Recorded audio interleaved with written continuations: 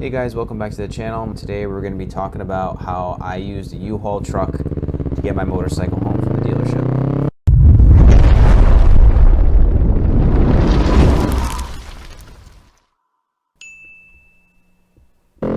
Okay, so some of you might be wondering why I needed a U-Haul in the first place. Well, turns out I don't know how to ride a motorcycle, and I didn't have any friends that knew how to ride either.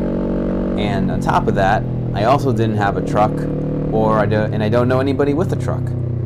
So my options for getting the bike home were limited, and so I had to think outside the box and get creative. So I finally found the Ninja 400, the bike that I was looking for, and it's 200 miles away. And I'm trying to figure out a way on how to get this thing back to my place. I don't feel comfortable driving it. I don't have enough experience on the road yet, and being 200 miles, I was like, that's going to be quite the ride home for my first time being on the bike. So I knew I had to figure out a safer way to get it back, at least to my driveway, so I could practice, up and down my street in a more controlled environment. So I was thinking about potentially renting a truck from Home Depot, maybe a trailer on top of that from U-Haul.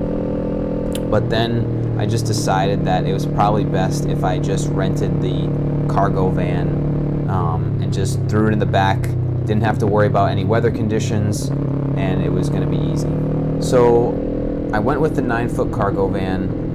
I knew that was going to be plenty of room lengthwise and widthwise for the bike. I knew it's not that long. I looked at the dimensions online. It's not that heavy. It wasn't going to be an issue getting it in. I called the dealership ahead of time.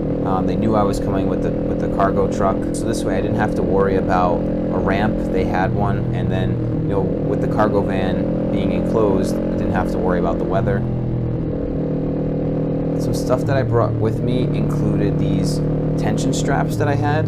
The guy at the dealership that was helping me load the bike really didn't love the idea of just using the tension straps. He wished I had ratchet straps, which maybe in hindsight I should have, but it didn't really affect the ride home.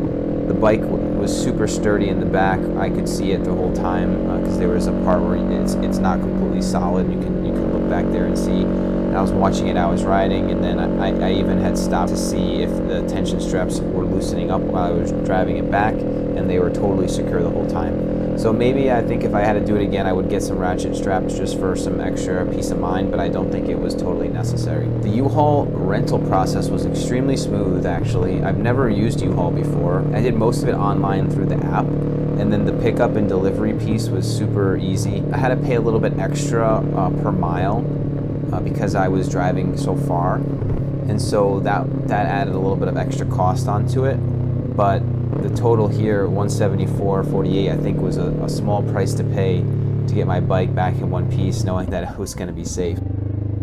I hadn't driven a van of that size before, so it was a little weird getting used to it at first, but it was pretty easy to drive. It wasn't the most luxurious vehicle I've ever been in, but it got the job done, and it had the room, and it's a utility vehicle. It's not, it's not supposed to be a luxury vehicle that you're going on a long road trip for, but it did the job. When I finally got back to my place, I had to get the bike out of the U-Haul, which was a little bit more challenging because I don't have a ramp. So I had to make a makeshift ramp.